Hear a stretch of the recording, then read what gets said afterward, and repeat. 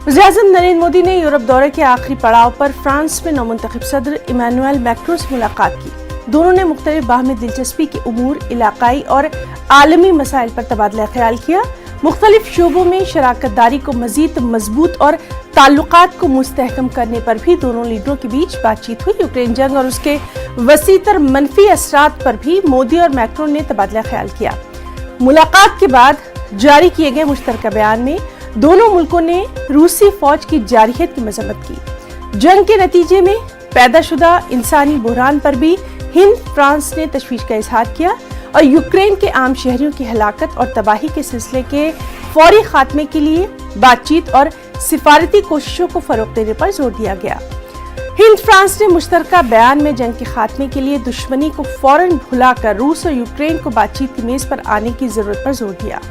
वज़ीर-ए-आज़म अपना दौरा मुकम्मल करके दिल्ली के लिए रवाना हो गए हैं। There was a broad understanding of each other's position. The two leaders agreed that close coordination and engagement was important so that both India and France can play a constructive role in the evolving situation. Prime Minister Modi gave a very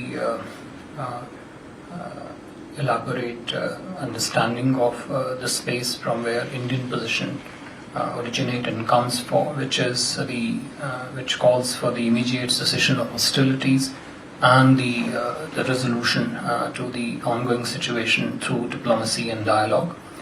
The two leaders also spoke very extensively, exchanged views very extensively on the cascading effect of the situation in Ukraine in terms of global food shortages, shortages of commodities such as fertilizer, and how the two countries can partner together.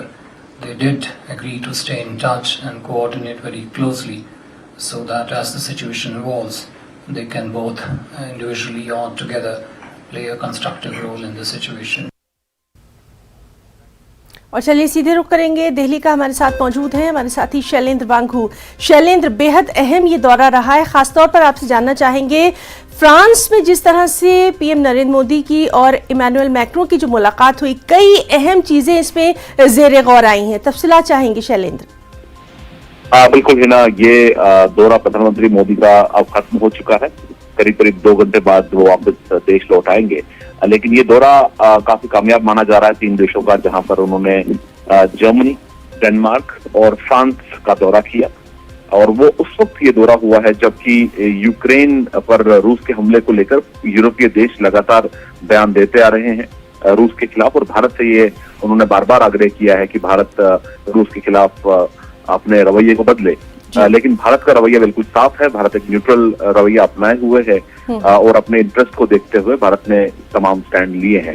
लेकिन इसी बीच हम ये भी देख रहे हैं कि प्रधानमंत्री मोदी का जो वहां पर वेलकम हुआ है, जिस तरह से उनकी बातचीत हुई है, उससे ये साफ है कि भारत के साथ जो संबंध यूरोपीय कंट्रीज के हैं वो बहुत मजबूत है। अगर जैसे आपने पूछा कि मैक्रों के साथ उनकी जो मुलाकात हुई है उसमें भी यूक्रेन पर चर्चा हुई है। हालांकि आप ये भी याद दिला दें कि मैक्रो आपसे 10 दिन पहले ही चुनकर वापस राष्ट्रपति बने हैं और पीएम मोदी वो पहले वर्ल्ड लीडर हैं जिनकी मुलाकात प्रेसिडेंट मैक्रो से हुई है। कल की इस मुलाकात में जो बायलैटरल टाइज है उन पर बातचीत हुई है, वहीं डिफेंस टाइज को लेकर, सिक्योरिटी को लेकर, ग्लोबल ऑर्डर को लेकर तमाम पहलुओं पर बातचीत हुई है।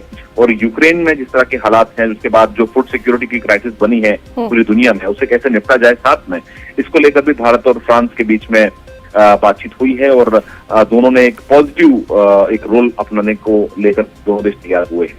वहीं अगर हम बात करें नॉर्डिक समिट की जो कल हुआ था, जिसमें यूरोपियन कंट्रीज के लीडर शामिल हुए, उनके साथ यूक्रेन पर चर्चा हुई, तो कुल मिलाकर ये दौरा काफी कामयाब रहा है। और प्रधानमंत्री मोदी ने इस दौरे के दौरान 2 बार जो प्रवासी भारतीय जो एनआरआईज हैं, जो जर्मनी और डेनमार्क में रहते हैं, उनको एड्रेस भी किया है। तो ये याद दिलाता है कि जिस तरह से पीएम मोदी पहले भी विदेश दौरे पर जाते रहे हैं, हालांकि पिछले 2 सालों से कोविड के चलते इस तरह के इवेंट्स नहीं हो पाए थे, लेकिन ये जो दौरा है वो सबसे ज्यादा इम्पोर्टेंट इसलिए है क्योंकि तमाम देश रूस को लेकर जिस तरह से बयान देते आ रहे हैं, ऐसे में पीएम मोदी का जो ये दौरा है उनको जिस तरह से वेलकम किया गया, जहां पर उनका स्वागत किया गया और जो तमाम मुद्दों पर जो बातचीत हुई है, उससे ये साफ हो जाता है कि भारत और यूरोपीय कंट्रीज के जो संबंध हैं, जो रिश्ते हैं, वो आज भी मजबूत है। जी शैलेंद्र, बहुत बहुत शुक्रिया अदा करना चाहेंगे आपका इस बेहद अहम जानकारी के लिए।